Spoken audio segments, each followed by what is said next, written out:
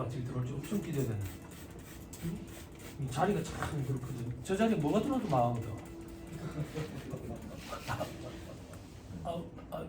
내가 이 학원에 10몇 년을 있었는데 계속 보고 있을 거 아니야. 그러니까 근데 진짜 유명한 데가 들어와가지고 좀 이렇게 쉽게 접할 수 있으면 좋겠어. 가격도 좀 그랬으면 좋겠는데.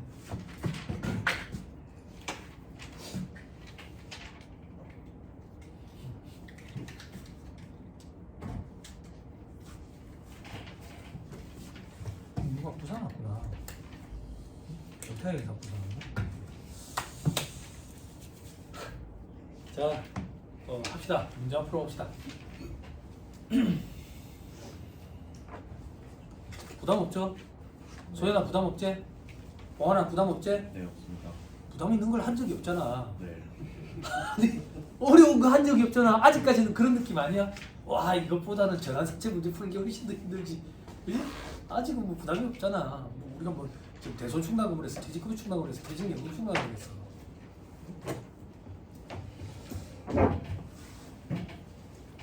갑시다. 요런 것도 질문하는 사람들이 있더라. 처음 하니까 그런 질문이 당연하지. 이거 집에서 복습할 때 회계도 통틀어서 얘기하는 거야. 답을 안 보고는 안 풀어지던데요. 당연하지. 무슨 실력이 있어서. 여러분들 착각하면 안 돼요. 다 답 보고 푸는 거예요. 계속 반복하다 보면 어느 순간 답을 안 보고 풀게 돼요. 그렇게 시험장에 들어가는 거예요. 처음에는 원래 다 답 보고 푸는 거예요.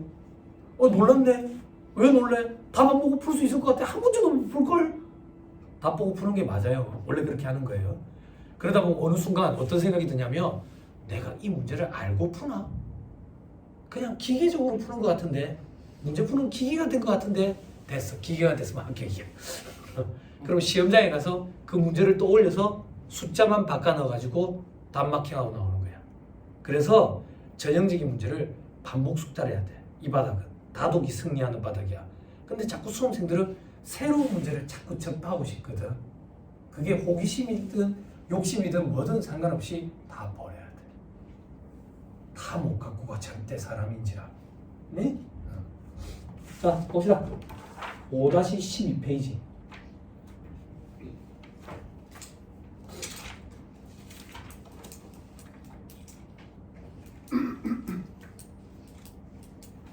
폈어요? 네.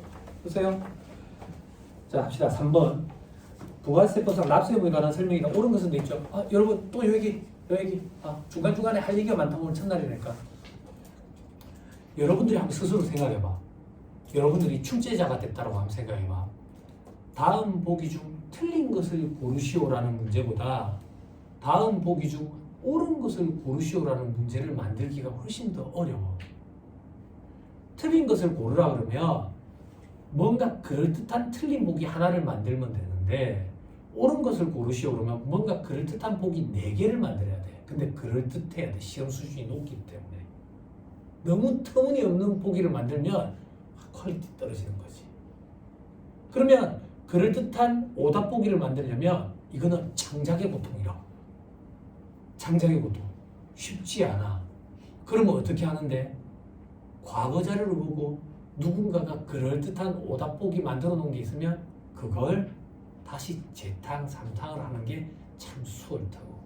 그래서 우리는 오답 보기가 반복되는 경향이 있어. 그리고 우리가 시험 문제를 풀 때 틀린 것을 고르시오가 가장 수준 낮은 시험 문제야. 옳은 것을 고르시오가 그거보다 수준이 조금 더 높아. 우리가 느끼기 어렵다고. 그리고 그거보다 수준이 높은 건 옳은 것 혹은 틀린 것으로 이루어진 짝을 고르시오. 기역, 니은, 기역, 디귿. 여기서 수준이 더 높으면 기역, 니은, 기역, 니은, 디귿 이렇게 나오면 더 어렵지. 그지? 여기서 가장 진화된 문제가 뭔데? 틀린 것의 개수를 고르시오. 옳은 것의 개수를 고르시오. 이게 가장 진화된 문제인데 이런 건 제가 생각할 때 쓰레기 같은 문제라고. 틀린 게 한 개야. 디귿이 틀렸다고. 근데 얘는 기억이 틀렸다고 보고 한 개라고 해서 맞췄어. 이런 쓰레기 같은 일들이 생기는 거야. 근데 그런 시험 문제는 왜 나오는데요? 수험생들 수준이 자꾸 해마다 상향 편준화되니까 어떻게 변별력이라는 목적으로 그런 문제가 나올 수밖에 없고 지엽적인 문제가 나올 수밖에 없고 토시 하나 살짝 바꿔놓고 문제를 또 만들고 오답 보기를 만들고 그래서 그런 문제를 볼 때마다 수험생들은 뭐야 우리가 공부하는 시험이 이런 수준인가? 근데 어쩌겠어 그렇게 안 하면 안 돼. 어쩔 수 없다고. 그래서 오답 보기를 저는 읽어줄 거야. 맞는 보기는 대부분 다 생략할 거라고. 무슨 말인지 이해했죠? 그죠? 수험생들이 보면 자꾸 오답 노트를 만들어야 될까요? 뭐 이러는데 오답 노트 만드는 게 도움이 되지만 요즘 애들 말하는 가성비 차원에서는 안 맞아. 그럼 니는 오답 노트 이런 거 안 만들었나? 안 만들었지. 근데 공부를 하다 보면 틀린 문제를 자꾸 또 틀린다고. 어떤 경우에? 계산 문제. 특히 회계 문제 풀다가 틀렸어. 틀렸는데 지난번이랑 똑같은 방식으로 막 풀어가지고 또 틀렸어. 이게 잘 안 바꿔진다. 자꾸 똑같은 방식으로 오답으로 푼다. 근데 그게 보기에 있거든. 우리 시험 수준이 그 정도 퀄리티가 높거든. 엉터리로 풀었는데 그게 보기에 있어. 보기에서. 그러면 니는 어떻게 했는데 그런 거? 오답 노트 만들었어? 안 만들었어. 그러면 니는 어떻게 그런 걸 대비했는데 2번 연속으로 틀렸어. 똑같은 방식으로 풀어가지고 나는 그 옆에 썼어. 난 이렇게 풀어서 틀렸다고. 그 다음부터는 안 틀려. 왜 안 틀리는지 알아? 그럼 유형의 문제가 나오면 내가 이런 식으로 풀어서 틀렸었지라는 게 먼저 떠올라. 그렇게 소거법으로 제거해가면서 푸는 거라고. 누구나 다 똑같아. 시험 문제를 접할 때 이런 문제는 이러한 걸 가지고 함정을 만들던데 라는 걸 먼저 떠올려야 돼. 그래가지고 문제를 읽으면서 그 함정을 제껴야 돼. 그런 함정이 회계 문제는 2개 정도 등장하고 세법은 3개 이상 등장해. 그래서 난이도가 높게 느껴진다. 그러면 문제를 많이 접해본 사람. 그 많이 접했다는 얘기는 다양하게 접하는 걸 얘기하는 게 아니야. 반복 숙달한 사람을 얘기하는 거라고. 그러면 이런 생각이 든다고. 문제를 딱 읽자마자 이 파트에서 이런 유형의 문제는 이런 걸 함정으로 만들 텐데 라는 게 먼저 떠올라. 그게 합격하는 방법이라고. 그렇게 접해야 돼. 그래서 수험생들이 많이 하는 얘기가 나는 이 문제 얼마나 많이 반복 숙달했냐면 문제를 보자마자 답이 떠올라. 그래서 계산기를 두드렸는데 숫자가 익숙해. 그러면 정답이야. 숫자가 어색해. 그러면 틀린 거야. 이건 내가 알고 푸는 건지 모르겠는데요. 이런 걸 고민 상담하러 많이 와. 그게 합격에 근접한 거야. 다 똑같아. 그렇게 공부하는 게 맞아. 응? 그러니까 그런 거에 대한 불안감을 느낄 필요가 없어. 됐죠? 그럴 때 새로운 문제, 새로운 책을 사서 접하는 게 장수생들이라고. 그래 되면 안 돼. 장수 태클을 타는 지름길이야. 그러면 안 돼. 있는 책도 다 못 보고 들어가. 응? 알았지? 응. 자, 3번 보세요. 오답 노트라는 거 별도 필요 없고 자꾸 틀리는 반복되는 문제가 있으면 그 옆에 써버려. 내가 이렇게 풀어서 틀렸다. 그럼 그게 오답 노트가 되는 거야. 안 그래? 그치? 응. 자, 3번. 옳은 걸 고르라고 되지. 옳은 거 고르는 게 어려워요. 자, 3번이 옳대. 3번부터 읽자요. 청산 중에 있는 내국법인은 계속 등기 여부에 불구하고 사실상 사업을 계속하는 경우에는 납세 의무가 있다. 사실상 사업을 계속하면 납세 의무가 있지 당연히. 됐죠? 자, 틀린 보기 보자. 똑같은 읽어. 자, 사업자가 아닌 자가 부가세가 과세되는 재화를 개인적 용도로 사용하기 위해서 수입하는 경우 부가세 납세 의무가 없다? 뭐 하나 어디가 틀렸냐? 없다가 있습니다. 자, 재화의 수입은 사업자인지 불문 안 된다고. 네. 그치? 그래서 틀렸어. 그치? 야, 그렇게 빨리 읽고 물어보면 내가 어떻게 파악하냐? 시험장에서 그렇게 파악하는 거야. 딱 읽고 틀렸네. 이렇게 다시 돌아가야지. 그럴 시간 없어. 응? 토익 시간에 토익 문제 풀 때 A 이랬는데 잠깐 헤어진 여자친구 생각을 했어. 그럼 못 들은 거야. 그럼 그게 다시 들려? 안 들리지. 그거 다시 돌아가서 풀려 그러면 그의 시험은 망친 거야. 토익은 한 달에 2번이라도 있지. 이 시험은 1년에 한 번밖에 없어. 그치? 버리는 거야 과감히. 왜? 우리는 60%만 맞출 거야. 그럼 반대로 얘기하면 40%는 틀려도 돼. 그러면 틀리는 문제 중에 버리는 것도 포함되겠지. 과감히 버리는 거야. 응? 그렇죠? 그리고 시험장에 가서 못 푸는 문제가 있어. 없다고. 없다고. 그게 무슨 말인데요? 시험이 끝나고 나서 그 시험 문제를 중학생한테 풀으라고 시켜. 10년 줄 테니까 다 풀어. 그게 무슨 말인데? 시간 안에 정확히 풀 수 있는 문제를 우리가 선택해야 된다고. 선택해야 된다고. 그럼 그 선택을 어떻게 하는데요? 쉬운 문제와 어려운 문제로 고릅니까? 쉬운 문제와 어려운 문제로 고르는 게 아니라 시간이 적게 걸리는 문제와 시간이 많게 걸리는 문제로 구분을 해야지. 그건 개개인별로 조금씩 다르겠지만 대부분은 비슷할 거라. 수험생들 입장에서. 그치? 간단한 예를 들어서 제가 강의할 때마다 항상 예를 드는 건데 또 까먹었을 거야. 여러분들 회계 시간에 건설계약 파트 공부했죠? 어? 손실이 예상되는 건설계약 있지? 손실이 예상되는 건설계약은 원래 되게 어려운 거야. 그렇지만 우리가 답안 도출할 때는 굉장히 빠르게 쉽게 접근할 수가 있지. 그지? 그렇잖아. 그러면 시험장에 갔을 때 그건 풀어야 되는 문제라고. 근데 일반적인 건설계약 문제야. 일반적인 건설계약이라는 얘기는 쉽지만 시간은 많이 걸려. 그거는 뒤로 밀어놔야지.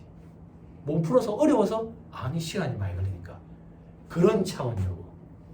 수험생들이 항상 하는 얘기가 전략을 짜야 된다 이렇게 얘기한다고. 그 전략이 뭔데? 라고 물어보면 상권은 다 보고 학원은 안 보고 부가가치세법 준비하고 기타사법 준비하고 소득세 법인세는 제끼고 그리고 재정학상법은 100점 가깝게 준비하고 그런 건 꼼수라고 얘기하지 전략이라고 얘기하는 게 아니야. 부끄럽지도 않아. 경영학 전공하는 사람들이 그걸 전략이라고 얘기하는 게. 그치? 그럼 전략은 뭔데? 시험장에 가서 풀 문제와 풀지 말아야 될 문제. 그걸 어떻게 대비하는데? 대비 다 미리 해놔야지. 그치? 니는 어떻게 했는데? 니는 시험장에 갈 때 2장 딱 준비해왔다고. 2장. 그 2장이 뭔데? 재고조선 파트. 이러한 유형의 문제가 등장하더라. 이런 유형의 문제는 쉽지만 시간이 많이 걸리더라. 이런 유형의 문제는 어렵지만 시간이 적게 걸리더라. 이런 걸 써놔놓는 거지. 파트별로. 그걸 모아놓으니까 한 2장 되더라고. 시험장에 가서 시험 준비하는 시간에 그걸 계속 읽는 거지. 건설계약, 손실이 예상되는 건설계약 나오면 풀자. 일반적인 거 나오면 풀지 말자.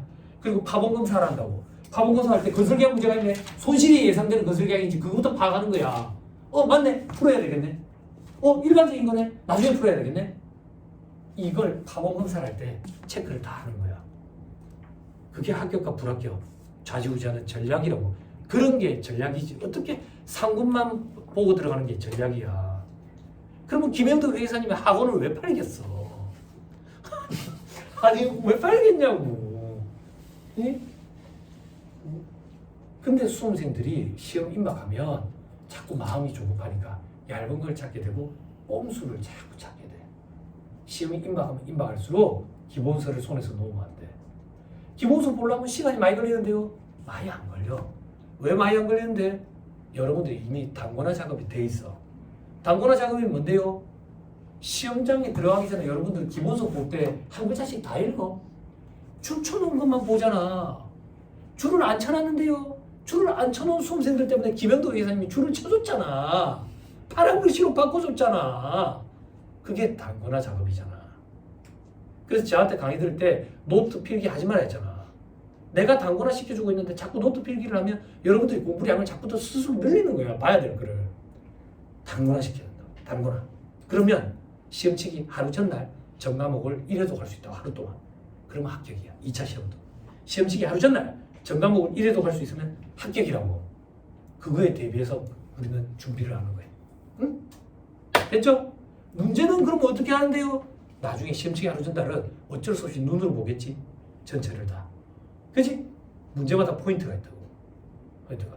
그런 것들을 딱 정리해 놓는 거지. 네? 자, 동그라미 2번. 사업자가 부가세가 과세되는 재화 또는 용역을 공급하는 경우 부가세를 거래 징수하지 않았다면 납세부가 없다? 부가세 포함된 걸 보고서 1.1로 나누면 됐어요. 기억나죠? 동그라미 4번. 개인과 법인, 개인 법인과 법인격이 없는 사단, 재단 또는 그 밖의 단체는 부가세법상 납세문제가 될 수 있으나 국가지자체, 지자체 조합도 부가세 납세문제가 될 수 있지. 영리, 목적, 용무 불문하니까. 동그라미 5번. 사업자가 현물 출자에 의해서 재화를 인도하는 경우에는 해당 재화가 과세 대상에 해당하더라도 사업성의 없으므로 부가세 납세부가 없다? 현물 출자. 부가세법상 재화의 공급에 해당이 되지. 그지? 재화의 공급은 계약사고 법률상 모든 원인에 따라서 재화를 인도 양도하는 거. 그때 계약의 매매 계약, 가공 계약, 교환 계약, 나머지는 법률상 원인이었지. 수용. 경매, 현물출자 이런 것들. 기억나요? 네. 기억나죠? 오케이, 됐어. 이렇게 말로 떠들 수 있으면, 읊을 수 있으면 공부가 많이 된 거고 2차 시험 준비할 때 세법학이라는 과목을 준비할 때 같이 모여서 스터디를 한다. 이렇게 말로 떠들 수 있으면 돼. 말로 떠들 수 있으면 글로 쓸 수 있어. 말을 할 수 있어야 글을 쓸 수 있잖아. 안 그래? 외국어라고 생각하면 돼. 외국어. 됐죠? 넘어갑니다. 4번에 납세금과 없는 것은 동그라미 1번 농민이 자기 농지 확장 또는 개량 작업이 생긴 토사석 일시적으로 판매하는 경우. 됐죠? 자, 6번으로 갑니다. 틀린 것을 골라라 돼 있죠? 4번이 틀렸어요. 부동산 매매업을 영위하는 사업자는 그 업무 총괄하는 장소로 사업장을 한다. 그죠? 부동산 매매업자는 어땠어? 법인인 경우에는 등기부상 소재지. 법인의 등기부상 소재지. 개인인 경우는 업무 총괄 장소. 기억나죠? 됐죠? 부동산 임대업자인 경우에는 업무 총괄 장소죠. 그죠? 아니요, 부동산. 그때 가면 돼. 부동산 임대업자는 부동산의 등기부상 소재지. 그지? 그러면 어떻게 해야 이 말이 맞아지는데요? 업무총괄 장소 국가나 지자체가 임대업을 한대. 그러면 업무총괄 장소지. 혹은 부동산상의 권리만 대여를 한대. 그러면 업무총괄 장소지. 그지? 그지? 그지가 무슨 말인데? 무궁무진하지. 만들려면. 그지? 그지? 혹시나 그런 기회가 생길지 모르겠지만 제가 출제로 들어가기 전에 학회에서 이 바닥을 더라고. 무궁무진하다고 해. 응? 아주 아름다운 문제를 만들 자신이 있는데, 그지? 제의도 안 되고. 자, 7번. 7번은 좋아서 풀어주는 문제냐? 문제가 좋아서 퀄리티가 있어서 아니 따끈해서 풀어주는 거야. 네? 자, 옳은 걸 고르라고 돼 있어. 1번이 고라. 방문 판매 등 법률에 따른 다단계 판매원이 상시 주제에서 거래 청도를 일부를 행하는 별도의 장소가 있는 경우는 그 장소를 사업장으로 한다. 맞다고 봐요. 맞아. 자, 이제 나머지는 틀린 보기야. 근데 1번에 맞다고 해서 1번을 바로 마킹하고 넘어갈 그 정도 배짱은 안 될 거야. 1차 대비 수험생들은. 실력 자체가. 그래서 나머지 보기를 또 보게 돼. 자, 동그라미 2번. 건설업을 영위하는 법인은 건설 대상 부동산의 등기부상 소재지를 사업장으로 한다. 건설업은 법인인 경우에는 법인 등기부상 소재지라고요. 됐지? 동그라미 2번. 둘 이상 사업장이 있는 사업자가 사업자 단위로 사업자 등록 신청을 한 경우에는 사업장 단위로 부가세를 신고하고 아니지. 사업자 단위로 해야지. 특례를 적용하는데. 그지? 참 꼴짱하지. 자장 이거 가지고 근데 어쩌겠어. 시험장에 가서 긴장한 상태에서 이걸 쭉 읽고 집중력이 떨어지면 안 되는 거야. 그지? 집중력이 떨어질까 봐 걱정입니다. 시험 전날 잠을 못 이룰 것 같아 긴장을 해서 걱정 안 해도 돼. 시험장에 가면 인생 최고조의 집중력이 달하는 그런 기이한 경험을 하게 된다고. 전날 밤을 새도 인생 최고조에 달한다고 집중력이. 그 시험이 끝나고 나면 욕심이 생겨. 이런 집중력이 내한테 계속 유지가 된다면 나 전 세계에서 제일 똑똑한 사람이 될 거야. 뭔가 아주 엄청난 업적을 남길 수 있을 것 같은데 나는 욕심도 생긴다. 진짜 다 해. 인생 최고조에 달한다. 주변에 아무 소리가 안 들린다. 정말이다. 귀마개를 안 해도 순식간에 그거 뭐냐? 그거 애플 이어폰 있잖아. 애플 이어폰을 양쪽을 딱 끼면 순식간에 쓱 이러잖아. 노이즈 캔슬링. 그걸 경험하게 된다. 진짜다. 도라이 아니라도 진짜라고. 진짜라고. 그렇지? 그런데 그거 소리 하나는 딱 들린다. 종료 10분 전입니다. 이렇게. 걱정 안 해도 된다. 그 소리까지 안 들리지도 않아. 걱정 안 해도 돼. 왜냐면 처음에 되게 스트레스 받는다. 시험 시작하면 왜 스트레스 받냐면 유명 강사들이 그 얘기한다. 시험장에 가서 무조건 말 문제부터 풀어야 된다고. 계산 문제부터 접근하면 안 돼. 말 문제가 되게 어렵다 이제 회계는. 느껴지죠? 계산 문제가 익숙해져 있어서 그럼에도 불구하고 말 문제부터 풀어야 돼. 근데 시험 시작 삐와 동시에 막 이런다. 미친다. 그 정도로 시끄럽다고. 그 정도로 막 다다다다 이런다. 계산기 밑에 수건 깔아도 필요 없어. 여러분들도 이제 공부해봐서 알잖아. 계산기 밑에 수건 깔아도 왜 필요가 없는데 답이 안 나오거든. 답이 안 나와서 다시 두드린다고. 3번, 4번 다시 두드리면 이 계산기가 희한하게 소리가 나기 시작한다. 그치? 그럼 동서실에서 이제 치고 먹고 싸우는 거야. 어떤 사람들이랑 보통 법무사 수험생들이랑 많이 싸우더라. 세무사 수험생들이. 계산기 때문에. 아무튼 막 한다고 멘탈 나가. 저건 뭐지? 쟤는 뭐지? 또 언제 멘탈이 나가는데? 나 지금 1번 문제 풀고 있거든. 근데 갑자기 옆 사람이 멘탈 나가는 거야. 멘탈 나가는 거야. 걱정할 필요 없어. 내가 별명이 뭐야? 애정남이잖아. 애매한 거 정해준다며. 내가 딱 정해줄게. 그런 사람은 누군데? 떨어지는 것들이지 뭐야. 실력 없는 이무기들이라고. 걱정 안 해도 돼. 그런 애들이랑은 나랑 달라. 나는 합격할 사람이야. 그치? 됐지? 그치? 걱정 안 해도 돼. 그래서 찬찬히 풀다 보면 어느 순간 주변 소리 안 들려. 정말 그래. 그래. 걱정 안 해도 돼. 처음에 멘탈 되게 나가. 그래서 한번 경험해보면 재밌거든. 자, 그 다음 또 봅시다. 동그라미 이 어디야? 4번. 사업자 등록을 신청하기 전에 매입세액은 매출세액에서 공제 안 한다. 그죠? 등록전 매입세액 불공제지. 다만 공급시에 속하는 과세기한 신고기간 내에 등록 신청을 하는 경우 아니지. 과세기한 종료로부터 20일 내에 신청을 하면 혜택. 신청일로부터 역산해서 기산일 1월 1일 그리고 7월 1일 이내의 것은 매입세액 공제가 되지. 됐죠? 자, 그 밑에 5번. 신규로 사업을 시작하려는 자는 사업 개시 이전이라도 사업자 등록 신청을 할 수 있다. 맞네. 다만 해당 법인의 설립 등기 전 또는 사업 허가 등록 전이나 신고 전에는 사업자 등록 신청을 할 수 없다. 할 수 있어요. 할 수 있어요. 저기 사업 이거 준비 관련된 서류를 제출을 하면 저기 할 수 있어요. 그 밑에 8번. 그리고 하나만 더. 동그라미 5번 같은 경우에는 여러분들이 수업 목적으로 수업 목적 대비 책을 봤을 때 이런 멘트는 좀 뭐라 해야 되지? 좀 등한시한다고. 그럼 다시 이렇게 얘기할게. 시험장에 갔는데 여러분들은 세법의 일부만 보고 공부를 하고 들어가는 거거든.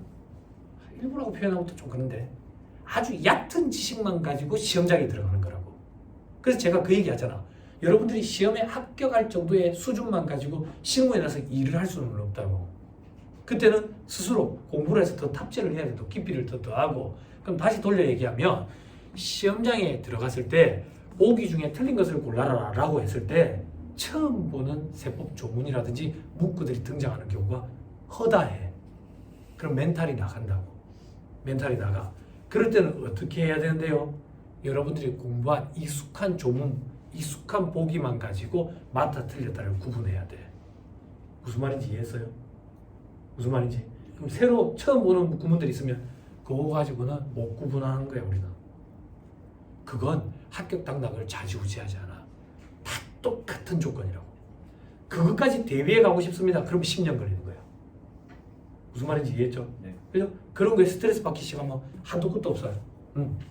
자, 그 다음 밑에 8번에 옳은 것을 골라라 돼 있죠. 모두 몇 개인가? 이런 시험이 좀 그래. 근데 옆에 괄호해가지고 뭐라고 돼 있어? 문제 옆에 11년도는 시험 문제 난이도가 굉장히 높았었어.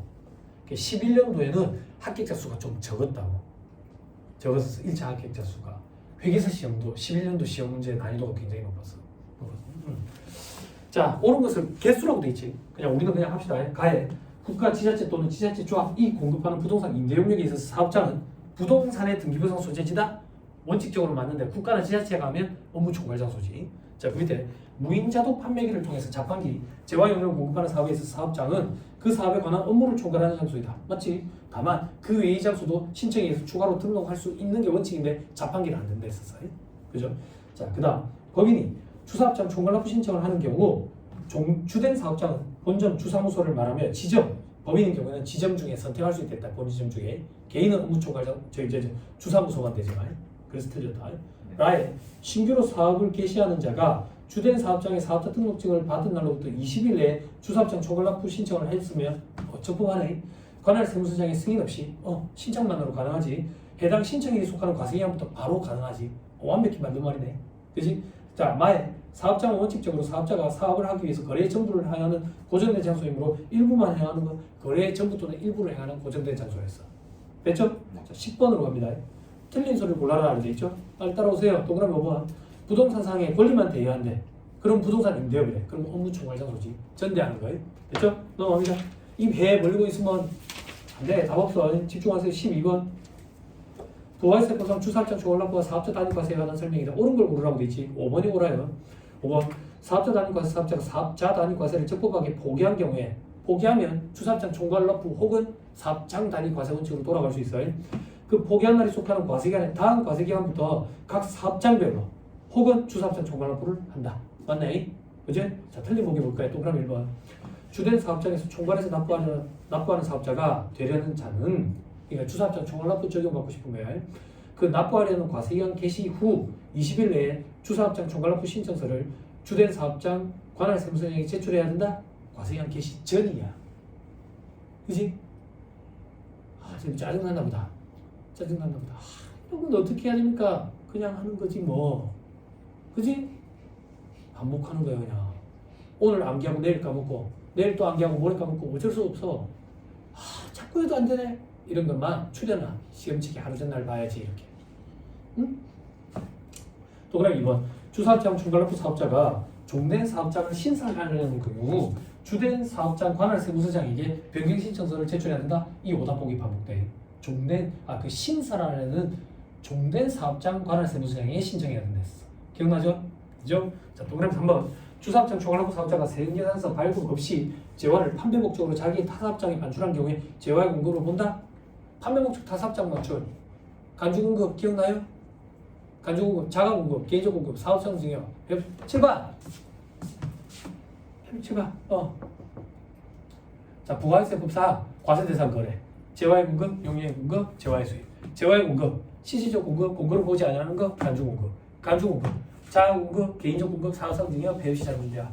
자가공급, 면세 전용, 비용용, 소요, 소용차료 전용, 그리고 판매 목적 타사업장 반출. 지금 이거야. 판매 목적 사업장 반출만 간주공급의 취지가 다르댔지. 이거는 자금 부담 압박에서 벗어나기 위한 취지이기 때문에 애초에 매입세 공제를 받았든 받지 않았든 관계없이 공급으로 보지. 공급으로 보면 과표에 숫자를 넣어가지고 10%만큼 매출세금을 내야지 하려나. 과표에 얼마 넣어야 돼? 취득가액. 취득가액에 일정액을 더해서 공급하는 경우에는 공급가액. 그럼 공급가액이 우선한다는 얘기야? 취득가액이 우선한다는 얘기야? 공급가액. 둘이 있으면 공급가액이 우선하는 거야. 근데 원칙은 취득가액이지. 그지? 수험생들은 자꾸 시가를 갖다 집어넣지. 그지? 시가 갖다 놓으면 안 돼. 그지? 그치? 그치? 근데 우리 회사는 주사업장 총괄납부를 적용하는데 그러면 간주공급 과세 해야 안 해? 안 하지. 근데 우리 회사의 빠꾸 경리가 엉터리로 공부를 해가지고 이때도 간주공급인 줄 알고 공급으로 과세를 해버렸대. 즉 세금계에서 발급하고 부가세 신고를 했대. 그러면 인정되지. 됐지? 오케이 됐어요. 사업자 단위 과세 특례를 적용하는데 그런 경우는 안 되지. 그렇지? 우리 몇 번 하고 있었어? 12번 하고 있었어? 네. 12번에 몇 번? 3번. 3번 동그라미 3번. 그지? 됐죠? 세금계에서 발급을 안 했대. 그럼 재화의 공급이 아니지. 그지? 그러니까 재화의 공급을 보지 않지. 동그라미 4번. 사업자 단위 과세 사업자가 법인인 경우에는 지점 소재지를 납세지로 할 수 있다. 사업자 단위 과세는 법인인 경우에 주사무소는 본점만 된다고 해. 됐죠? 자, 그다음 14번. 틀린 소리를 골라라 돼 있죠? 1번이 틀렸어요. 이거 뭐 틀렸는지 한번 찾아볼래? 빨리 한번 찾아봐. 댕댕댕댕댕댕댕. 어디가 틀렸지? 쉽지 않죠? 1번이 틀렸다라고 얘기를 해줬는데도 그지? 추가로 사업장을 개설해서 둘 이상 사업장이 있는 사업자는 사업자 단위로 묻고 싶은 거야. 근데 해당 사업자의 본점 또는 주사무소 관할세무서장이 등록하여야 한다? 할 수 있다. 선택 규정이야. 쉽지 않지? 그지? 해도 되고 안 해도 되잖아. 선택 규정이라고. 그지? 11년도 기출이라고 되지. 그죠? 넘어갑니다. 16번. 자, 옳은 걸 고르라고 돼 있죠? 그죠? 요거는 중복돼서 생략할 거예요. 여러분들이 풀어보세요. 2번이 정답이에요. 자, 19번으로 보세요. 자, 부가세법 운영상 사업자 등록에 관한 설명 틀린 걸 골라라. 3번이 틀렸어요.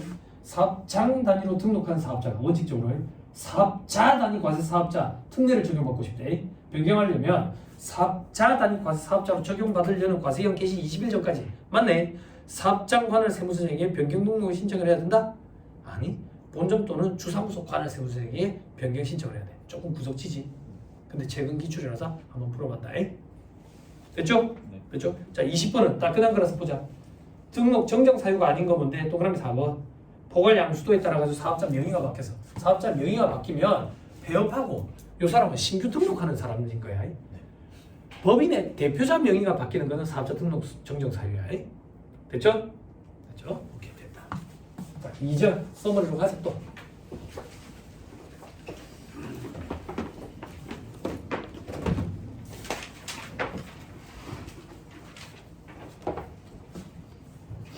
느낌이 좀 와요? 어떻게 해야 되는지 집에서 복습할 때도 그렇게.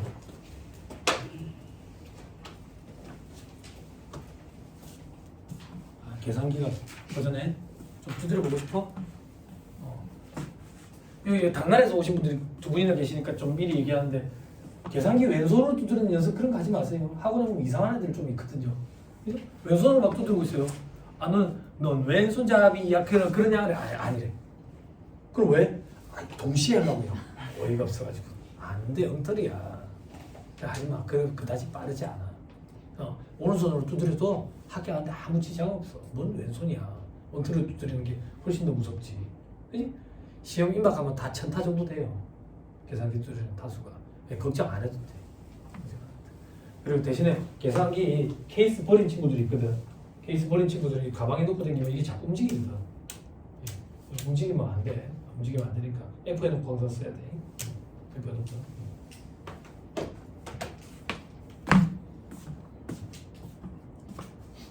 계산기 사용법은 이제 다 익숙해졌죠. 이 계산기 쌀집 계산기 사용법 기능이 엄청나거든. M 플러스 기능 하나만 알면 돼. M 플러스 MR 이렇게.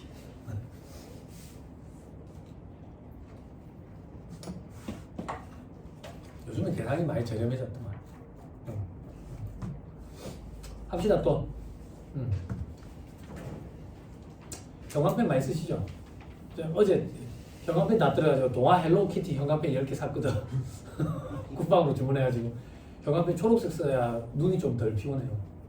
눈이 좀 덜 피곤하고 우리 책에 이제 중요하다고 줄을 쳤는데 줄이 보이고 글자가 안 보이는 그런 일들이 생기거든요. 줄을 잘못 치면.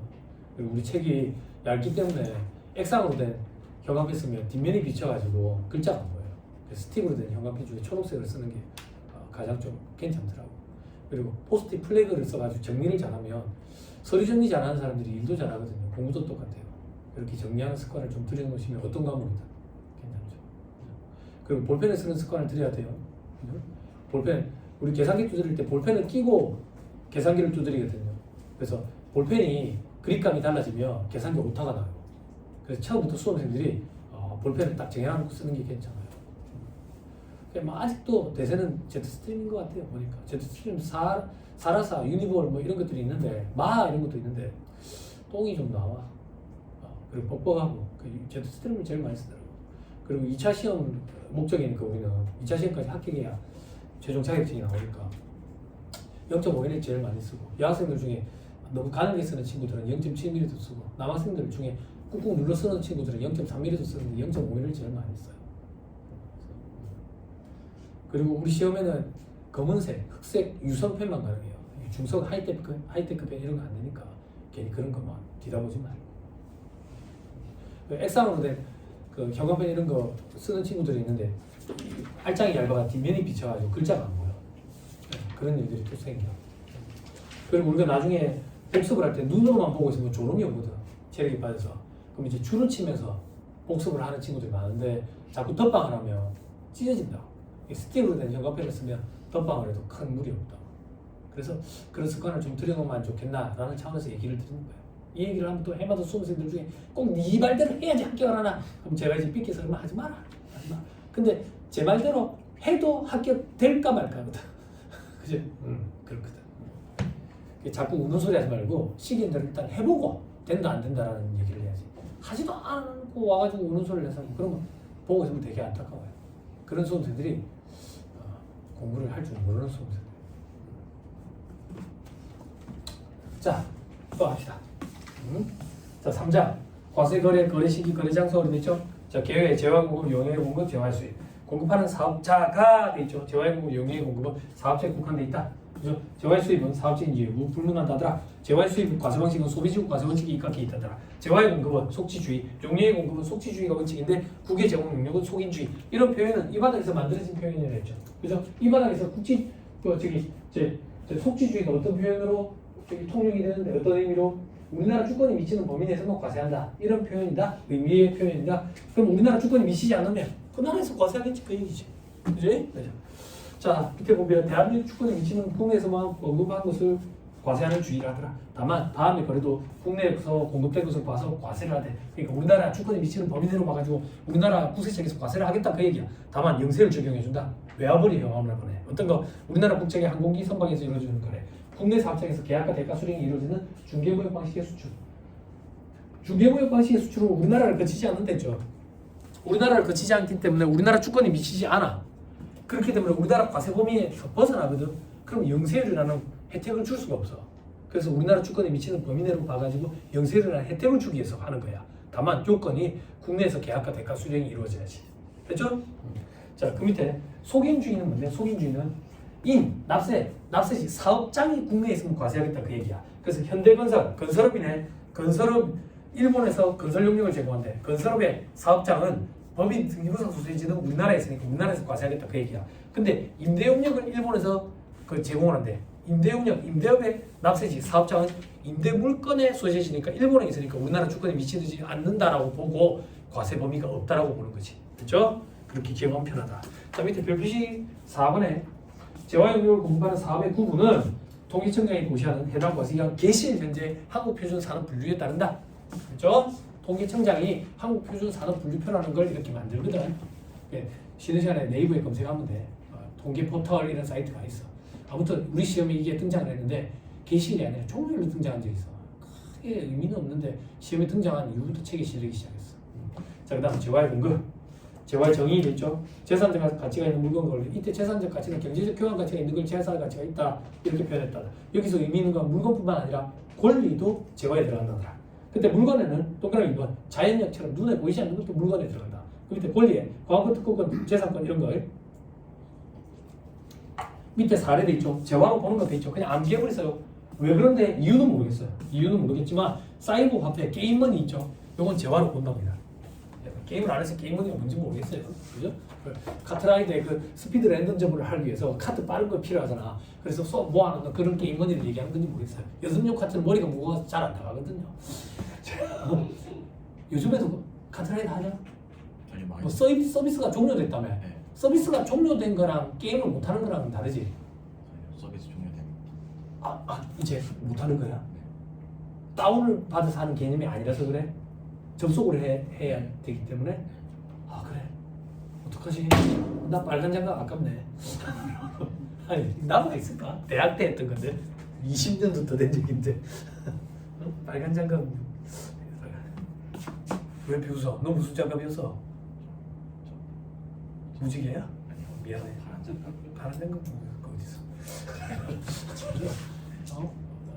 너랑 같이 스피드 랜덤 좀 빌리지 손가락을 하면 너 화면에서 나는 안 볼 거야. 예전에 그런 적이 있어. 예전에 게임에 빠져있던 그 애를 과외를 한 적이 있는데 그래서 나름대로 이제 나도 게임을 좀 잘한다라고 생각을 해가지고 한번 해보자 이랬는데 스피드 랜덤 그 빌리지 손가락을 하는데 내 화면에서 걔가 안 보이는 거야. 그 알고 봤더니 걔가 빌리지 손가락 랩타임 기록을 갖고 있더라고. 그래서 넌 더 이상 가르칠 게 없다. 아니 외국어 영역 80점 만점인데 찍어가지고 40점 나오는데 내가 뭘 가르쳐? 안 그래? 영어 단어가 자꾸 반복돼서 이거 마킹했는데 그게 정답이래. 내가 가르치는 것보다 지가 찍는 게 훨씬 더 정답률이 높다고. 아무튼 이제 추억의 게임이 되버렸어. 그럼 요즘엔 뭐해? 요즘에 투가 투? 그게 무슨 말이야? 카트라이더 투가. 카트라이더 투가 있어? 그럼 있는 거잖아. 원이 없어요. 너가 게임을 왜 해 근데? 안 합니다. 공부해야지. 총 쏘는 사람 있어요? 없네? 있지. 소연이 없네.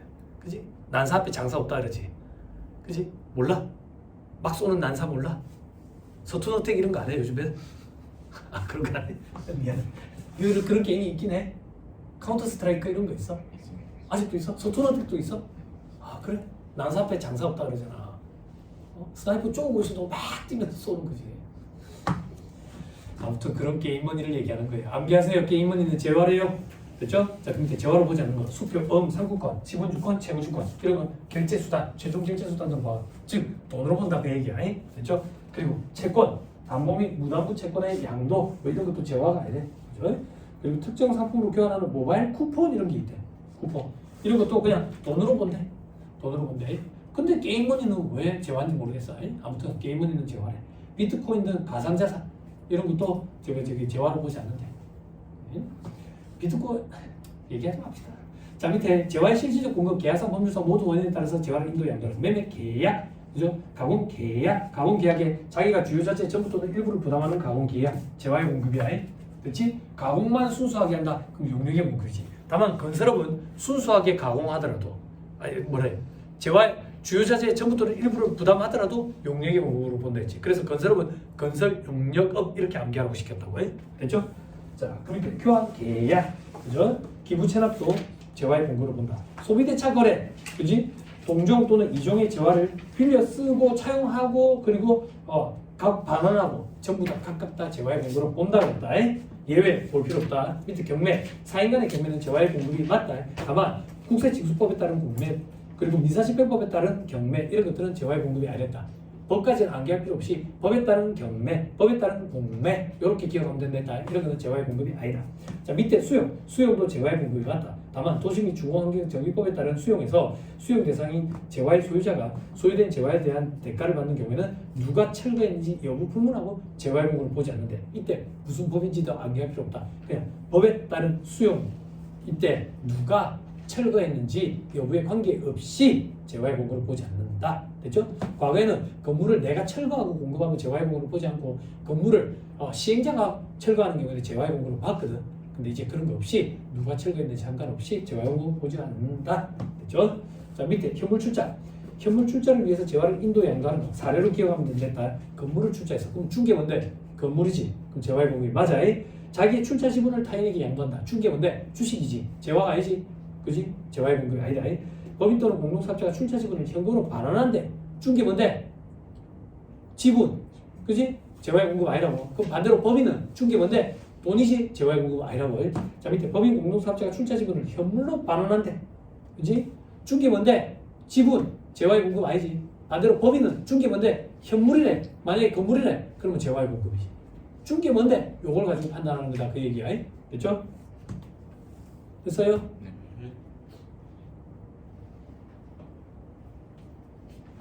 찝어 봐봐. 찝어 봐봐. 제가 이 학원에서 돈을 받고 여러분들한테 해줄 수 있는 게 뭔데? 스트레스. 스트레스. 여러분들한테 줄 수 있는 스트레스. 회계 또 올려봐봐.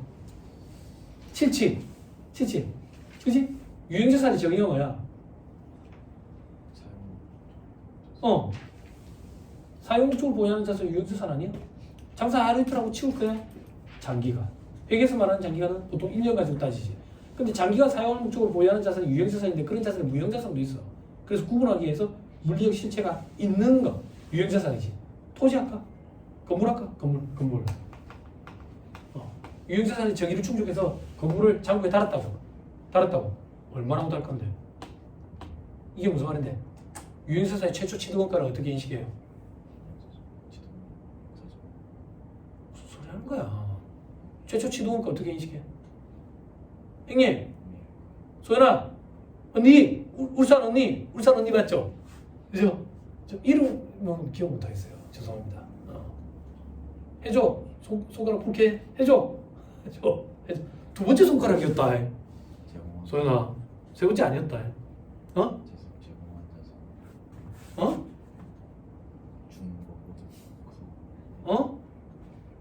제공한 대가의 공정 가치 아니야? 네. 제공한 대가 일반적으로 돈이잖아. 네. 유형자산 최초 취득원가 제공한 대가의 공정 가치로 인식하잖아. 제공한 대가에 이자가 있대. 그래서 그 이자까지 없는 게 차입원가 자본하잖아. 네. 그지? 금융자산을 어떻게 인식해? 최초 인식. 자체의 공정 가치로 인식하잖아. 제공한 대가로 인식하는 게 아니라. 그래서 금융자산은 차입원가를 이종 자본화시킬 수가 없는 거잖아. 그 차이잖아. 그런 게 이제는 보여야 될 거 아니야. 내일 모레 시험 보러 들어갈 건데. 안 그래? 제공한 대가의 공정 가치로 인식하지. 그지? 근데 제공한 대가가 뭔데? 현물 출자인데. 자본금이네. 그지? 자본의 정의는 뭐야? 자산에서 부채를 차감한 거잖아. 그래서 자본은 자체 측정평가를 못한다며. 측정평가를 못하니까 이거 자체로 측정평가하는 거지. 현물 출자는. 그렇잖아. 그렇잖아. 당나라에서 오신 분들 힘드신가? 그냥 공부를 열심히 하면 돼. 그럼 안 힘들어져. 그지? 그래서 자체 측정평가하는 거잖아. 현물 출자는. 감정이라는 걸 갖고 일하는 거지. 세법에서는 기준시가를 가지고 하고 이러는 거지. 그지? 자본이니까. 아니 자산 수준이 아버지가 건물 줬어. 장부에다 달았는데 얼마나 달 건데 내가 제공한 대가의 공정을 치고 아버지한테 내가 주고 마음이라고 마음. 마음의 공정가치 인식 못 하잖아. 자체 공정가치 인식해야지. 안 그래? 원래는 제공한 대가의 공정가치라고. 네. 시험에 말 문제 보기 구성해. 차입원가 자본 아파트 봐봐. 제공한 대가의 공정가치를 인식하는 자산만 차입원가 자본화 대상이 된다고. 일반적으로 장기가. 그래야 이자 비용이라는 게 존재하니까. 그런 자산을 우리는 적격 자산이라고 표현하는 거예요. 그지? 근데 그 적격 자산은 금융자산은 안 들어간다고. 금융한 자산은 제공한 대가가 얼마인지 관심 없는 거야. 자체의 공정가치를 인식하니까. 네. 그런 차이가 있는 거야. 이런 게 보이는 사람이 고수야. 우리 시험은 안타깝게도 고수와 중수와 하수가 있는데 고수와 하수가 합격하는 시험이라고 우리 시험은. 왜? 아까 문제에 그런 거 있었잖아. 맞는 것의 개수를 고르시오. 맞는 것의 개수는 한 개야. 고수는 디귿이라고 해가지고 정답. 하수는 기억이라고 해가지고 오답인데 한 개 그래서 합격해. 중수만 항상 어줍게 기억, 니은 이렇게 두 개 해가지고 떨어진다고. 중수만 항상 떨어져. 중수와. 그지? 확실히 노선을 잡아야 돼. 하수로 들어갈 건지 고수로 들어갈 건지. 응? 하수로 들어가기 쉽지 않다고. 고수로 들어가야지. 안 그래? 예? 이제 그림도 이제 뭐가 보여요? 김일동 회사님 업적 아니야? 업적. 이 바닥에 그림을 도입한 게. 그림 보이지?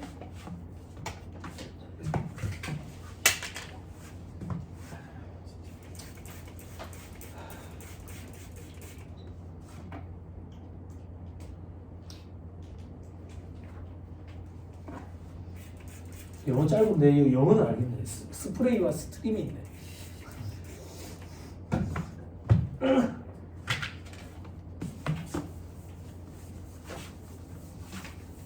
김현우 회사님 대단하시잖아 진짜. 안 그래? 저런 분이 여러분들 수업 기간 때 책을 쓰고 계시는 것 자체가 나 그분이 아무 관계 없어. 만나본 적도 없어. 근데 서울에 그래 강의하러 이 학원이 전국에서 제일 큰 학원이거든. 그게 부산 분점이고 이 학원의 자회사가 우리 경영 아카데미야. 저는 서울에 이제 강의하러 올라가면 저는 강남에 있어. 강남분원에. 종로에 안 가고. 그런데 뭐 이분들을 만나봐야 제가 뭐 하겠어. 이분들은 제가 보잡일 텐데. 근데 김현우 회사님 한번 뵙고 싶더라고.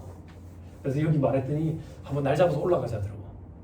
날 잡아서 올라갈 정도까지 그냥 올라간 김에 아니 그래서 뭐 술 먹으려고 뭐 그까지 뭐 그지? 그 차비 아끼면 부산에서 양 잡고 똑같은 술을 먹을 텐데. 그러니까 봐. 그림 토지잖아. 토지 건물이잖아. 토지 들쭉날쭉하잖아. 들쭉날쭉하다가 눈물 팍 터지잖아.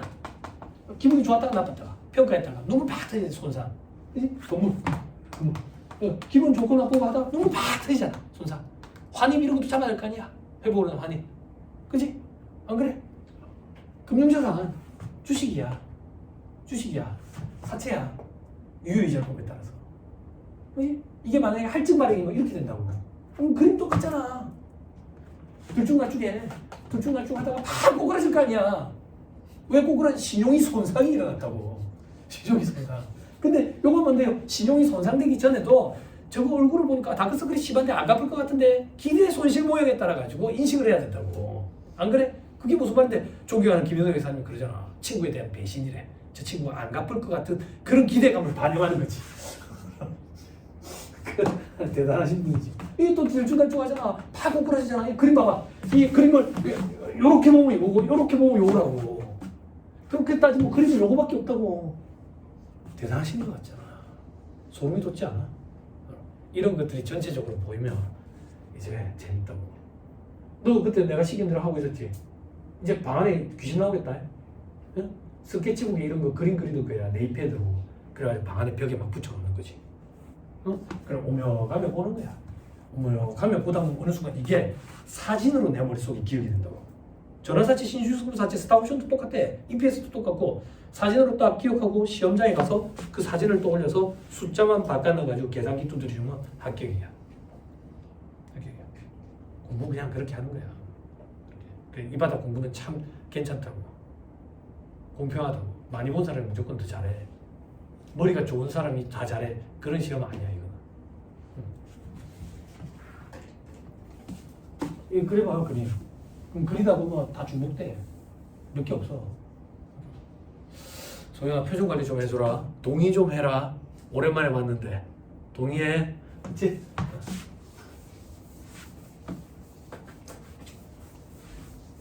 이랑 재밌고 쉽다고. 세법이 항상 어려워서 그렇지. 근데 어떻게 우리는 세법 전문가가 되기 위해서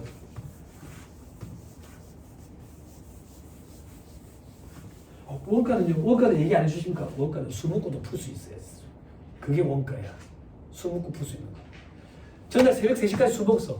어머니가 아침에 6시 깨워. 이놈의 새끼 인종지 발자 같은 놈 이게 공부하라고 그랬더만 어제 수초 먹고 들어와가지고 자 지금 이거 풀어봐라. 그때 풀리는 게 원가 문제야.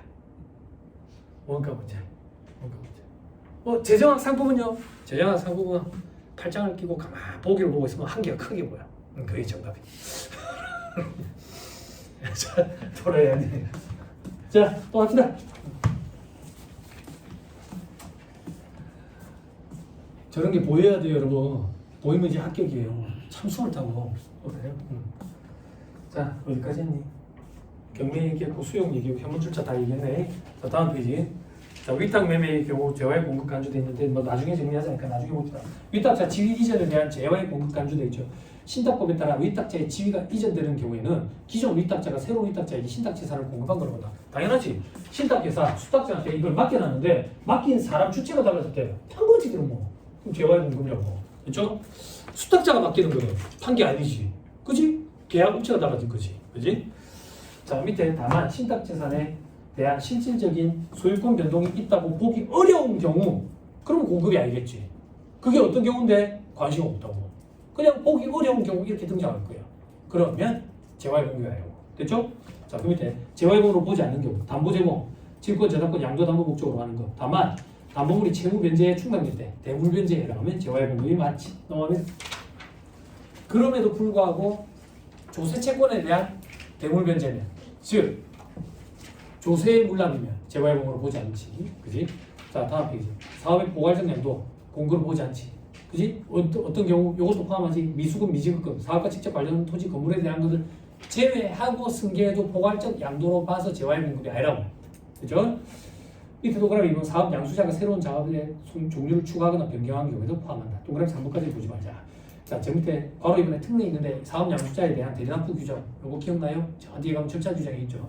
조세의 물납, 상속세, 재산세 요 두 가지만 물납이 가능한데 조세의 물납은 재화의 공급이 아니다. 자, 특정 창고 주권의 양도도 있죠. 그죠? 재화의 공급, 창고 주권의 양도는 재화의 공급이 맞다. 왜? 안에 있는 물건까지 넘어가니까. 다만 자, 조달청 창고에 보관된 물품에 대한 조달청 발행 창고 주권, 런던 금속거래소 지정 창고에 보관된 물품에 대한 런던 금속거래소 지정 창고 발행 창고 주권으로서 임치물의 반환이 수반되지 않는데 그냥 물건이 안 넘어간다 이렇게 생각하면 돼. 이런 경우는 재화의 공급이 아니다. 자, 밑에 특정 신탁 재산의 소유권 이전. 동그라미 1번 위탁자로부터 수탁자에게 신탁 재산을 이전한대. 이게 무슨 해?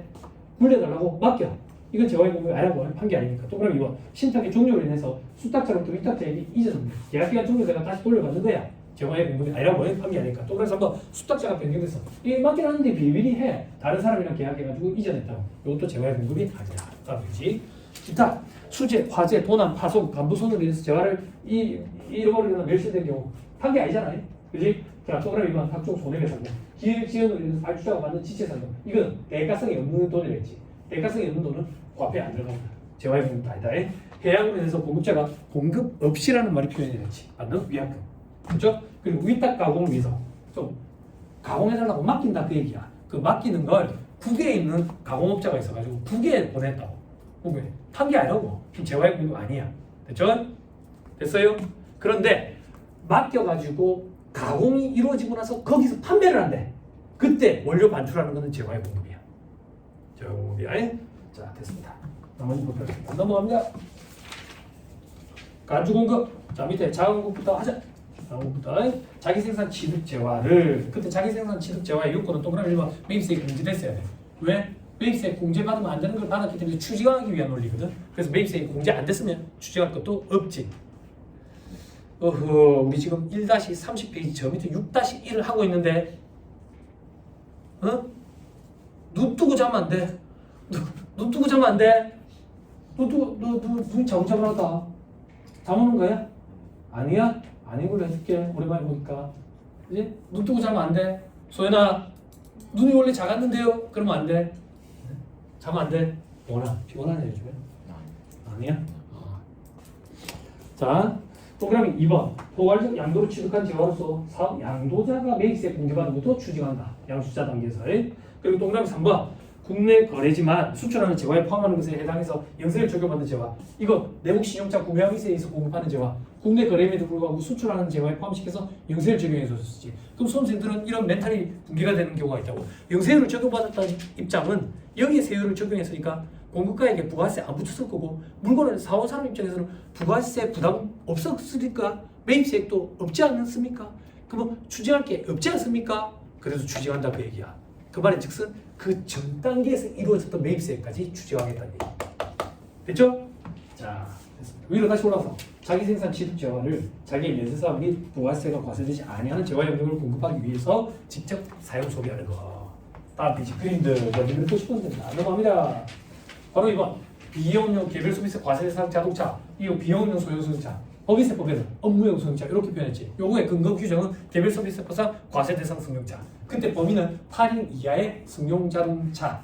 됐죠? 다만 배기량이 70cc 이내인 것으로서 길이 3.6, 폭 1.6 이내인 것은 제외. 경차는 제외. 경차는 제외라는 얘기는 비용용 소형 소형차, 업무용 소형차 규정을 적용을 안 받는다. 그리고 8인 이하의 승용 자동차니까 덤프, 출애라, 버스 이런 것들은 이 규정을 적용을 안 받는다. 그리고 구인승도 이 규정을 적용을 안 받는다. 구인승 이제 실무 강의할 때 이런 얘기한다고. 카니발만 구인승이 있는 줄 알았는데 펠리쉐이드라는 차도 뒤통수가 엄청 나왔나 봐. 그것도 구인승인데 9명이 타는 거야. 본 거야. 근데 하여튼가 뭐 애를 많이 낳으면 이렇게 타는 거지. 이제 돈을 좀 많이 준다니까 뭐 애를 많이 낳겠어. 돈 그거 줘가지고. 아무튼 아니 그래도 그 정도 얘기는 할 수 있잖아. 오해하지 마세요. 옷 입은 거 봐봐. 빨간색도 아니고 파란색도 아니고 연두색도 아니고 노란색도 아니고 주황색도 아니야. 근데 그 정도 불만은 제기할 수 있잖아. 오늘 이 강의팀에서 주의하셔야 된다고 이게 정치적에서. 아 정말. 어쩌겠어. 지금 뭐 전화리가 나 있죠. 전화리가 나 있으니까 세법 개정된 게 크게 없어. 이건 뭐 어떻게 해야 되지? 아무튼 그래요. 그리고 영업용이 아닌 거. 영업용은 택시 회사의 택시 말고는 전부 다 비영업용이라고 했어요. 기억나죠? 그죠? 그리고 또 어떤 거 있었죠? 장의용 차량. 저기 운구용 승용차. 링컨 NKX라고 막 댕기는 거 있어. 긴 거. 어디서 유턴해야 되는 거 이런 거. 또 어떤 거? 출동 차량. 경비업체 출동 차량. 캡슐라 세코의 출동 차량. 그죠? 그리고 어떤 거? 렌트카 회사의 렌트카. 리스 회사의 리스 차량 이런 것들. 그리고 현대자동차가 자율주행 기술 테스트용 차량들. 이런 것들은 영업용이야. 여기 해당 안 된다 그 얘기야. 그럼 비영업용 소형 승용차에 해당되면 부가세법상 규정은 어떻게 되는데 구입, 임차, 유지와 관련된 매입세 공제가 안 되지. 근데 처음에 영업용으로 사가지고 매입세 공제를 받아놓고 비영업용으로 전용을 했대. 그러면 그 시점에 공급으로 의지해서 추징하겠다. 그게 이 규정이지. 됐죠? 네. 자 밑에 별표시 1번 이런 걸 얘기한다. 동그라미 1번. 눈으로 보세요. 빠진 게 뭐 있는데 운전학원 빠뜨렸네. 운전학원에 그거 차 예전에는 그 뭐더라? 하여튼 뭐 조그만 차 있던데. 아무튼 그런 거. 그리고 동그라미 2, 3번 눈으로 보시고 밑에 별표시 2번. 차만 있는 게 아니다. 시대 상황이 달라졌다. 동그라미 4번 봐봐. 전기차도 이제 들어가. 전기차. 그리고 동그라미 2번에 이륜자동차, 오토바이, 바이크, 머신이라고 얘기하는 거. 딸딸딸 거리는 거, 웅웅 거리는 거 이런 거. 배기량 125 시청 초과하는 이런 거.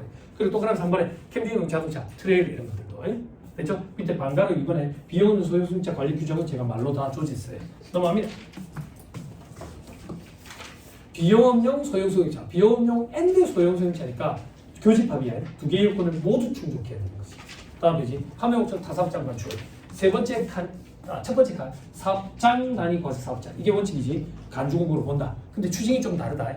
그지? 추징 요건이 왜? 이거는 장부당 압박에서 벗어나기 위한 취지다. 그래서 애초에 매입세 공제를 받았든 안 받았든 여부 불문하고 과세를 한다. 그리고 외부에 실질적으로 공급하는 거랑 똑같은 방향이다. 이렇게 기억하면 편하다 했지. 즉 세형에서 발급 의무도 있다. 그때 세형에서 과표에다가 집어넣는 공급가액에다가 집어넣는 금액은 취득가액이 원칙이다. 다만 취득가액이 일정액을 더해서 공급하는 경우에는 공급가액이다. 수험생들은 취득가액, 공급가액, 시가가 주어지면 꼭 시가를 갖다 집어넣는다. 시가는 그렇게 하면 안 된다. 자, 총괄납부 사업자 간주공급 아니다. 사업자다니까 사업자. 간주공급 아니다. 근데 총괄학부 사업자인데도 불구하고 빠꾸경리가 공부를 어죽게 해가지고 세계사를 발급을 했대. 그럼 매입세 공제라는 혜택, 공제를 불공제라는 불이익을 받으면 안 되니까 그걸 세금계산서를 인정해준다. 인정해준다는 얘기는 재화의 공부로 봐준다 그 얘기야. 됐죠? 넘어가면 다음 이제 반대로 이거 자가공급에 해당되지 않는 사례, 즉 공급으로 과세하지 않겠다, 의지하지 않겠다. 어떻게 기억하면 편하다 했지? 판매 목적의 반출이 아니다라고 기억하면 편하다 했지. 그지? 또 그럼 2번 원자재로 사용 소비하기 위해서 반출한대. 또 그럼 2번 시험용, 또 그럼 3번 AS, 또 그럼 4번 AS, 또 그럼 5번 불량품 교환 또는 광고 선적 목적으로 진열하기 위해서 반출했대. 이렇게 해서 판매 목적 반출이 아니기 때문에 과세하지 않겠다. 됐죠? 저 밑에 6.2에 개인적 공급과 사업상 증여가 되어 있죠. 자기 생산 취득자를 자기 사업과 직접 관계없이 개인적 목적이나 그 밖에 다른 목적을 위해서 사용 소비하자. 즉 내가 우리 회사가 컴퓨터를 만드는 회사인데 컴퓨터 만들기 위해서 부품을 사가서 매입세 공제를 받아놓고 내가 집에 갖다 놓고 쓰는 거야. 혹은 우리 화면 갖다 주는 거야. 혹은 우리 거래처 사장 갖다 주는 거야. 그게 밑에 있는 사업상 증여. 근데 사업상 증여 이렇게 거래안에 증여하는 재화의 대가가 주된 거래인 재화의 공급에 대가에 포함된 경우는 제외한다. 그죠? 부수되는 재화의 연료 파트에서 이거 했었지. 기억나죠? 됐죠? 넘어가. 자, 다음 페이지 개정된 기선. 자, 우리 시험에 영향을 미쳐요. 사용에게 사용 소비하더라도 개인적 공급을 보지 않는 예외, 시비 변상적 목적이거나 복리 우선적 목적으로 하는 거. 그죠? 자, 이 경우에 시가보다 낮은 대가를 받고 제공하는 경우는 차액에 한정하는 데 있지. 그지? 공짜로 주면 개인적 공급으로 보지 않아. 근데 일부를 받았대. 일부를 받으면 차액은 과세를 하겠대. 과세를 하겠대. 됐죠? 자, 밑에 동그라미 1번 작업화를 제공한대. 이거는 개인적 공급으로 보지 않겠대. 그리고 직장 예비 직장 문화비. 그리고 동그라미 3번에 동그라미 기업 경조사 그리고 설날 추석과 관련된 재화 창립기념일 생일 이렇게 돼 있지. 이게 뭐가 달라졌냐면 설날 추석과 관련된 재화가 별도로 하나로 쪼개졌어. 그러면 각각 10만 원씩 1인당. 그럼 총 30만 원이야. 작년까지 총 20만 원이었는데 3개로 쪼개졌다고. 그러면 경조사와 관련된 재화 10만 원 이제 한도로 그리고 설날 추석과 관련된 재화 10만 원 한도로 창립기념일 생일과 관련된 재화 한도 10만 원. 이렇게 각각 1인당 간주공급을 보지 않겠다 그 얘기야. 됐죠? 암기하세요. 저 밑에 사업상 증여 괄호 2번에 사업상 증여의 사례 접대 목적으로 증여하거나 그리고 고객에게 경품으로 제공하는 거 사업상 증여라고 해요. 근데 다만 고객이나 불특정 다수인에게 무상 제공해도 사업상 증여로 보지 않는 예외 샘플로 제공했대. 광고 선전 목적으로 제공했대. 특별 재난 지역에 공급했대. 혹은 자기 적립 마일리지로만 전부를 결제받고 공급했대. 들어보세요. 이제 공부가 많이 됐으니까 자기 적립 마일리지로만 결제를 받고 공급했다. 이게 무슨 말인데 여러분들 회계 시간에 고객 충성제도 기억나요? 재무회계 떠올리는 거 원가 관리회계는 쉽잖아. 원가 관리회계 ABC 이런 거는 날씨가 좀 꾸물하면 잘 안 되지. 대체가격 결정해야 되는데 날씨가 꾸물하면 결정이 잘 안 돼. ABC 이런 거는 소수점 끝없이 나간다고. 날씨가 꾸물하면. 그러면 그럴 때는 컨디션이 좀 좋아질 때까지 기다렸다가 풀면 잘 풀려. 아이, 쉬워. 고객 충성 제도에 자기가 직접 보상을 제공하는 경우 있죠. 그죠? 계약 부채 인식하는 거. 그게 요거지. 그지? 제3자가 보상을 제공하는 경우 있죠. 그죠? 전체를 매출액으로 잡고 매출원가로 잡고 혹은 수익만 인식으로 잡고 그지? 자기 이제 계산을 하는 경우 제3자를 대리하는 경우 그게 제3자가 보상을 제공하는 경우예요. 그거는 자기 적립 마일리지가 아니라고. 그 세법에서는 카드 회사에서 보전해준다 이렇게 표현한다고.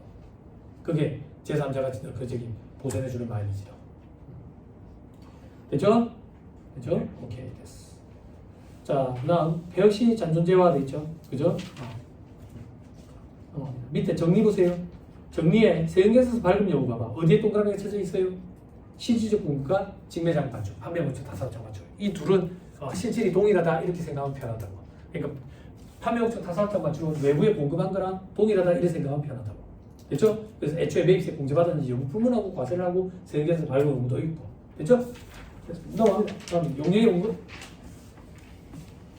너무 빨라요. 당날에 오신 분들 빨라요.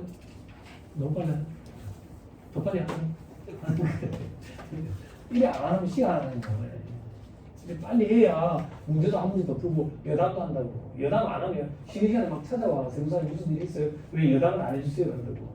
내 여담 들으려고 학원에 오는 것도 아니고 그래 2차 수업생들이 제 손을 떠나고 너무 그런다고 오랜만에 한 번씩 수업하면 아 세무사님 수업을 안 들으니까 웃을 일이 없어 그런다고 웃으려고 하고 나와야 돼 그런다고 공부하려고 하는 거지. 응? 그래도 웃음 못 좋지. 자, 용역의 정의 재화의 재산 가치가 있는 모든 용도는 그 밖에 구체적으로 건설업, 건설 용역이라고 관계가 있다. 숙박, 음식점, 부동산업, 그 밖에 여러 가지 사업. 여러분들은 잘 모르시겠지만 실질적으로 이 용역의 공급에 해당되는 사업이 여러 개가 막 돼 있어. 근데 우리 시험에는 그런 걸 물어보지 않아. 그러니까 우리 시험에 등장하는 거는 여러 가지 사업 중에 하나다라고 보고 등장하는 거야. 됐죠? 자, 어떤 것들이 있는데 밑에 보니까 건설업, 부동산업 이런 게 있는데 여기에 해당하면 그냥 재화의 공급업으로 보겠다. 즉 부동산 매매업으로 보겠다. 또 그럼 1번 부동산 매매 또는 그 중개를 사업 목적으로 나타내서 부동산을 판매하는 사업. 그건 부동산 매매업자, 재화의 공급, 재화를 공급하는 업체로 보겠다 그 얘기야. 이걸 왜 구분합니까? 어차피 과세하는데 공급 시기가 달라지니까. 재화의 공급인지 용역의 공급인지에 따라 공급 시기가 달라지니까. 또 그럼 2번 사업사 목적으로 1 과세 행위 중에 1회 이상 취득하고 2회 이상 판매. 2회 이상 취득하고 1회 이상 판매가 아니야. 1회 이상 취득하고 2회 이상 판매. 이게 말이 됩니까? 그러니까 그 전에 또 사옥이 또 있겠다 그 얘기지. 그럼 계속 반복성을 띠는 걸 봐가지고 업자로 보겠다는 얘기지. 그때는 부동산 매매업자로 보겠다. 재화를 공급하는 업체. 자 밑에 다만 다음 사업은 제외한다. 즉 제외한다는 얘기는 과세를 안 하겠다는 얘기라고. 됐죠? 자 어떤 건데 전답 과수원 목적 명시 임야 염전 임대업 필요해 주는 거예요. 소장농을 보호하기 위해서. 자 그리고 동그라미 2번에 공익사업과 관련한 지역권 지상권 설정 대여 사업. 됐죠? 헷갈리면 안 돼. 부가세를 과세 안 하겠다는 얘기야. 공익사업과 관련된 지역권 지상권 이런 얘기가 나오면 뭐가 떠올라? 기타 소득이 떠오르지. 지역권 지상권에 설정 대여 대가는 무슨 소득으로 과세해요? 아 이 자식아 부가가치세법 하고 있는데 왜 아직 시작도 안 한 소득세법을 얘기해. 미안해요. 그래서 무슨 소득이냐고요? 어? 무슨 소득으로 과세해요? 무슨 소득으로 과세하냐? 부동산 임대업 사업 소득. 그죠? 공익사업 목적이면 기타 소득 설정돼야 될까야? 과거권 등 각종 무체재산권은 양도돼야 될까야? 그지? 그건 기타 소득이라고.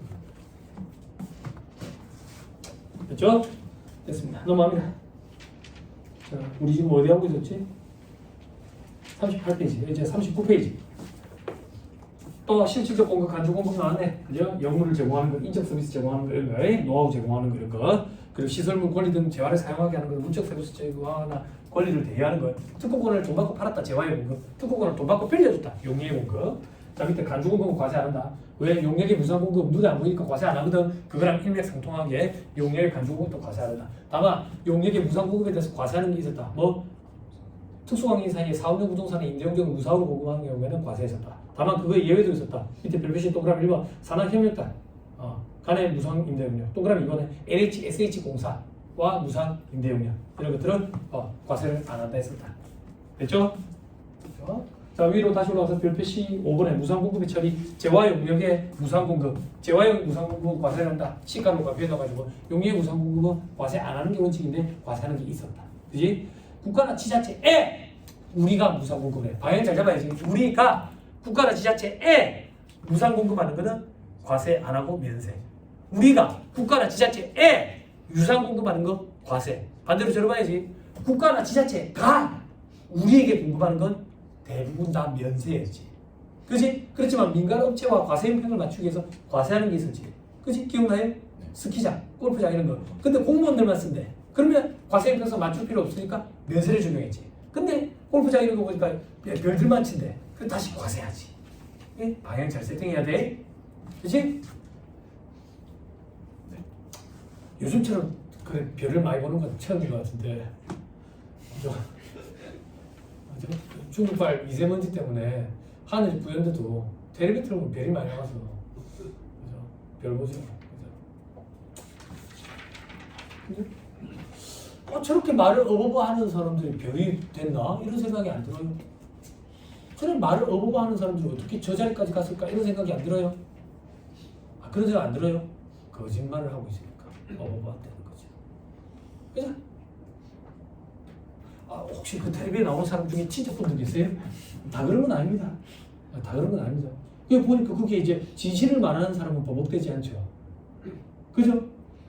사람이 심리학에 보면 눈을 이렇게 치켜뜰 때랑 이렇게 치켜뜰 때랑 두 가지가 있는데 둘 중에 하나는 과거를 회상하는 거고 나머지 하나는 거짓말을 준비하는 거예요. 심리학 서적에 보면. 그래서 자꾸 봐보세요 텔레비에. 자꾸 이래요. 자꾸 이래요. 자꾸 이래요. 봐봐요. 그거 신기하다. 심리학에 관심이 많아요. 근데 왜 이걸 강의하고 있는지 모르겠어요. 심리학 공부를 좀 하고 있습니다. 넘어갑니다. 정치적인 성향 이런 거 없습니다, 여러분. 저도 부산 토백인데 부산도 그렇고 대구도 그렇고 말할 때 참 조심스럽죠. 그죠? 누가 잘했다 잘못했다 얘기는 할 수 있잖아요. 그죠? 저는 한쪽으로 치우치지 않아요. 그래서 바이아스가 없어요. 여러분들 중립성이 뭐예요? 한쪽으로 치우침이 있으면 안 된다. 편의가 있으면 안 된다. 그죠? 근데 편의는 컨비니언스가 아니라 바이아스라고. 어디서 그런 거 들어봤어? 어디서 들어봤어? 어디서 들어봤어?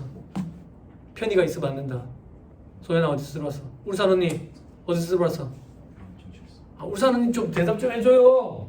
우리 와이프 울산 4대 민요 중에 한 명이랬잖아. 대결이 치는 건가 하는데 그냥 울산이잖아 같이. 그래서 우리 집도 울산에서 가깝고